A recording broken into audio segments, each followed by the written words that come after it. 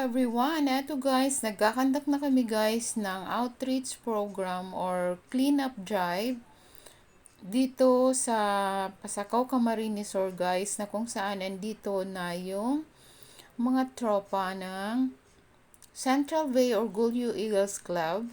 Shout out po sa President, kay Boots Tapel, shout out kay Kuya Dante, kay Kuya Ronnie, and then kay Kuya William, Kuya Eman, at kay Kuya Arnold. So, eto guys, malinis na yung palibot natin guys. So, at the same time, picture-picture na tayo guys.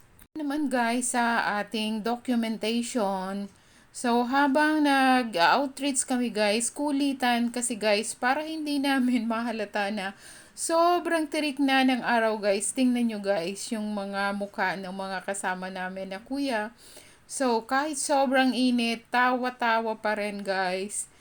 Kasi eto guys, yung sinumpaan nila ng Orgullo Eagles Club guys. So, malinis na guys.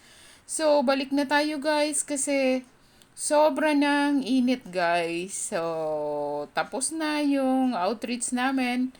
And then, at the same time, mag-i-snack muna tayo guys kasi napagod yung mga kasama natin guys. Thank you for watching everyone. Thank you so much, Eagles Club. So much, Kuya William and Ate Maya sa pag-accommodate sa